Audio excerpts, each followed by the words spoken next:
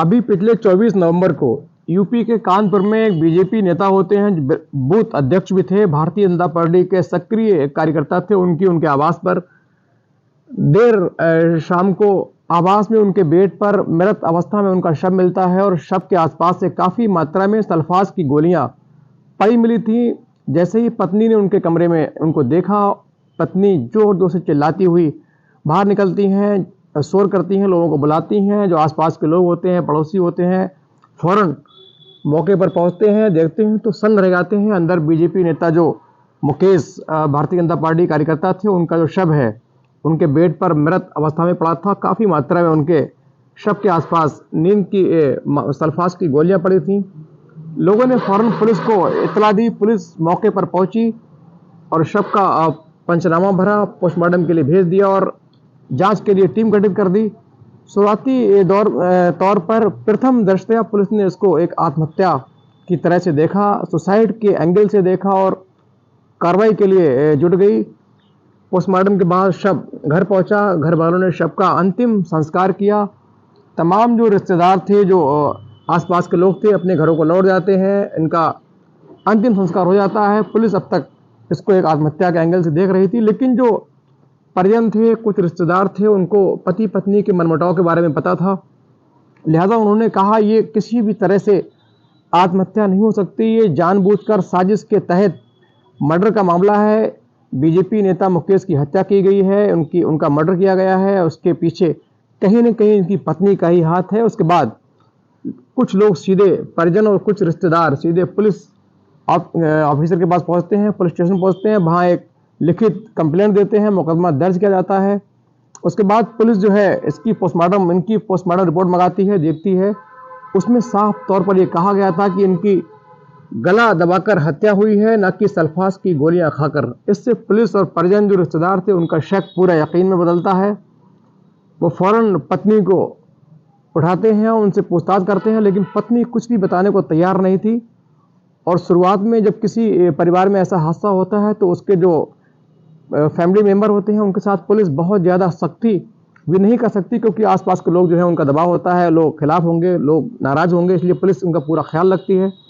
लेकिन पुलिस ने तत्काल उनकी सीडीआर निकलवाई, सीडीआर मंगाई, पत्नी की जो कॉल डिटेल निकलवाई, तो उसमें सारी बातें उन्होंने सुनी और पूरी तरीके से आश्वस्त हो गए कि इस हत्या में कहीं न कहीं पत्नी का ही हाथ है। उसके बाद पत्नी को बुलाया गया और जिस वक्त हत्या की गई उसके बाद उस वक्त लगभग इनकी जो पत्नी है वो स्नैपचैट के जरिए अपने एक प्रेमी जो 19 साल संजय होता है, इनके मायके कौशाम्बी के आसपास का रहने वाला होता है, उससे स्नैपचैट में बाकायदा बात हो रही थी। एक्सपर्ट के जरिए सारी चैट का वो रिकॉर्ड निकाला गया, सारी चैट निकाली गई, खंगाली गई, तो सारा दूध का दूध पानी का पानी अलग हो गया। लोग सकते में रह गए कि इस तरीके से एक पत्नी अपने पति की हत्या कर सकती है, नाबालिग एक प्रेमी की खातिर। उसके बाद पुलिस ने पत्नी को गिरफ्तार किया, पत्नी से पूछताछ की, अपने लहजे में पूछताछ की, तो उसने सारा राज उगल दिया, सारी बातें पुलिस को बता दी। बहुत देर तक टिक ना सकी, टूट गई। उसने सारी बातें धीरे धीरे पुलिस को बताना शुरू की। दरअसल इसके पीछे जो कहानी निकलकर सामने आती है वो सुनने के बाद आपके भी रोंगटे खड़े हो जाएंगे, आप भी सोचने पर ये मजबूर हो जाएंगे, क्या एक पत्नी एक मामूली प्रेमी के लिए अपने पति की इस तरीके से एक सोची समझी साजिश के तहत प्लानिंग करके हत्या करा सकती है। दरअसल पूरा मामला अभी हाल का 24 नवंबर का है।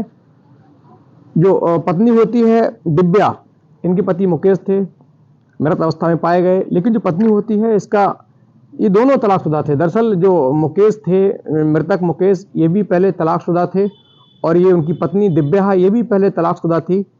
इन दोनों की शादी हो जाती है। उसके बाद जो पत्नी है इसका मायके के ही कौशाम्बी के रहने वाले एक 19 साल के नौजवान लड़के से, संजय से प्रेम संबंध होते हैं। इनके बीच नाजायज रिश्ते होते हैं, अवैध संबंध स्थापित होते हैं, लगातार मिलते जुलते रहते हैं। 2020 से इनका ये प्रेम संबंध स्थापित हुआ था। उसके बाद शादी होती है, ये यहाँ कानपुर चली आती है दिव्या।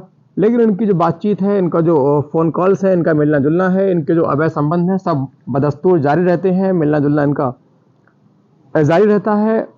धीरे धीरे जो पति है उसको खबर लग जाती है। उसके बाद दोनों के बीच में मनमुटाव शुरू होता है, लड़ाई शुरू होती है, लड़ाइयाँ स्टार्ट हो जाती हैं, मारपीट होती है। कई बार दिव्या ने अपने घर वालों से कहा कि मेरी यहाँ भी तलाक करा दीजिए, लेकिन घर वालों ने कहा नहीं, तुमको वहीं रहना है। और पति जो मुकेश होते हैं, उन्होंने कई बार सबूत के साथ, पूरी चैट के साथ इनके जो मायके वाले हैं यानी उनके ससुर दिव्या के परिजनों को सूचना दी, उनको भेजा। उन्होंने इसको काफ़ी डांटा फटकारा, लेकिन भविष्य में ऐसा ना करने की नसीहत देकर वहीं रहने की सलाह दी। अब जो कहानी है, दोनों की प्रेम कहानी आगे बढ़ रही थी। दोनों लगातार मिल रहे थे, नहीं मान रहे थे, और लगातार दोनों इधर पति पत्नी में मनमुटाव चल रहा था, लड़ाइयाँ हो रही थी, मारपीट हो रही थी, काफ़ी बातचीत हो रही थी, जिसका पूरे जो मोहल्ले वाले हैं उनको भनक थी। सबको मालूम था कि इनका कहीं और अफेयर है, सारी बातें लोगों को मालूम थी। और मृतक मुकेश ने इनकी एक चैट, क्योंकि उनको अंदेशा था, ये खतरा था कि कभी भी मेरी पत्नी मेरी हत्या करवा सकती है, लिहाजा उन्होंने इसकी एक चैट जो पकड़ी थी संजय के साथ, उसको अपने दोस्त के पास व्हाट्सएप की थी, उसको सबूत के तौर पर उसके पास भेजी ताकि भविष्य में काम आए। उसके बाद ये जो पत्नी है, लगातार वहाँ लड़ाई होने के बाद इस प्रेमी संजय से लगातार मिल रही थी। वो आता था, मिलता था, पति के गैर मौजूदगी में इससे मुलाकात होती थी, दोनों के अवैध संबंध स्थापित हो रहे थे। फिर जो एक दिन धीरे धीरे जब लड़ाई बहुत बढ़ जाती है, बिल्कुल बर्दाश्त से बाहर हो जाती है, तो ये सातिर जो पत्नी दिव्या होती है, ये एक बहुत खौफनाक प्लान को अंजाम देती है। एक प्लान बनाती है, सोचती है कहीं किसी प्रकार से पति की हत्या करा दूं, फिर उसकी जो प्रॉपर्टी है उसको हड़प कर यहाँ रहकर चैन से अपने प्रेमी से शादी करके पूरी जिंदगी आराम से काट सकती हूँ। कटेगी, ना लड़ाई होगी, ना कोई घर में बवाल होगा, सुकून से रहेंगे। अब ना रहेगा बांस, ना बजेगी बांसुरी। लिहाजा उसने इसके लिए अपने प्रेमी जो 19 साल संजय कौशाम्बी निवासी होता है, यूपी के कौशाम्बी का निवासी, उसके मायके का रहने वाला होता है। दोनों पहले स्कूल में एक ही स्कूल में पढ़ते थे। चूंकि ये जो दिव्या है उनसे रिश्ते में उम्र में लगभग 7-8 साल बड़ी थी, लेकिन दोनों एक ही स्कूल में पढ़ते थे, दोनों पड़ोसी भी थे, लिहाजा दोनों में प्रेम संबंध स्थापित हो जाते हैं और शादी के बाद तक दोनों के संबंध बदस्तूर जारी रहते हैं। अब दिव्या ने जो प्लान बनाया कि कैसी पति की हत्या की जाए, उसने इसके लिए प्रेमी को तैयार किया।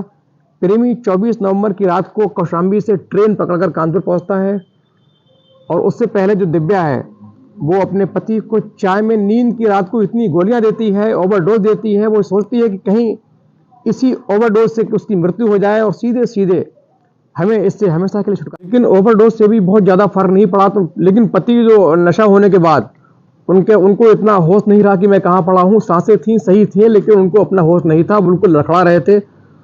उसी दौरान दिव्या ने सोचा अगर यदि ये बच जाएगा तो फिर मेरे लिए कांटा बनेगा, मुझे दिक्कत होगी, मिलने में परेशानी होगी। लिहाजा उसने फौरन जो प्रेमी संजय है उसको मकान के अंदर बुलाती है। अंदर बुलाकर सीधे जो प्रेमी है उसके संजय जो मृतक मुकेश थे, जो बदहवास हालत में थे, उनको नींद की अत्यधिक गोलियां दी गई थी, उनका बॉडी ठीक से काम नहीं कर रही थी, उनके पैर पकड़ता है। संजय ने पैर पकड़े और दिव्या जो पत्नी होती है उसने पति का गला दुपट्टे से जोर से दबाया, वो दुपट्टा खींच दिया। जब तक उनकी मृत्यु नहीं हो गई तब तक उसने गले दुपट्टे को छोड़ा नहीं। कुछ ही सेकंड के बाद जो पहले से ही नशे में थे, नींद की ओवरडोज ले चुके थे, पत्नी द्वारा चाय में उनको गोलियां खिलाई गई थी, लिहाजा उनकी बॉडी ठीक से काम नहीं कर रही थी। और उनकी जब मृत्यु हो गई तो उसने दुपट्टा खोला, सीधे अपने पास में एक परिचित के यहाँ बैठने चली गई। उनसे कहा कि मेरे पति के कुछ दोस्त मिलने आए हैं, वो रात के 11 तक निकलेंगे। तब तक पति ने कहा है कि आप घर से बाहर रहो, हमें कुछ बात करनी है, बहुत सारे दोस्त हैं, लिहाजा मैं 11 बजे यहाँ से जाऊँगी। और ठीक 11 बजे तुरंत अपने घर के लिए निकलती है। वहाँ जाकर कमरे में जाकर झूठ मूठ कर रोने धोने का नाटक करती है, जोर जोर से चिल्लाती है मेरे पति ने आत्महत्या कर ली है, मेरे पति मर गए हैं। लिहाजा लोग सब मौके पर मोहल्ले वाले पहुँचते हैं, परिजन पहुँचते हैं। सभी समझते हैं कि ये पति ने किसी तरह दबाव में आकर या टेंशन में आकर ये सल्फास की गोलियां खा ली हैं, जो पत्नी द्वारा आसपास फेंक दी गई थी। पुलिस शव का पंचनामा भरती है, पोस्टमार्टम करवाती है, उसके बाद सबका अंतिम संस्कार भी हो जाता है। लेकिन आसपास के लोगों में जो कानाफूसी हो रही थी, रिश्तेदार और परिजनों के बीच जो बातें हो रही थी, उसके आधार पर लोगों ने पुलिस में शिकायत की। इस तरीके से पुलिस ने पूरी घटना का खुलासा किया और सीधे टीम भेजकर यूपी के कौशाम्बी से जो फरार प्रेमी था, कातिल संजय, जिसने इस घटना में पूरा साथ दिया, पूरा इस कत्ल में सहायक था, 19 साल का संजय, उसको गिरफ्तार किया और दोनों को संबंधित धाराओं में जेल भेज दिया। दोस्तों, ऐसी घटनाएं सुनाने का मतलब हमारा किसी को हर्ट करना नहीं है, परेशान करना नहीं है, बल्कि आपको सचेत करना है, सावधान करना है, ताकि आप भविष्य में होने वाली घटनाओं से संज्ञान इन घटनाओं से भविष्य में आप संज्ञान ले सकें, आप सुरक्षित रह सकें, सचेत रहें, हिफाजत में रहें। यही हमारी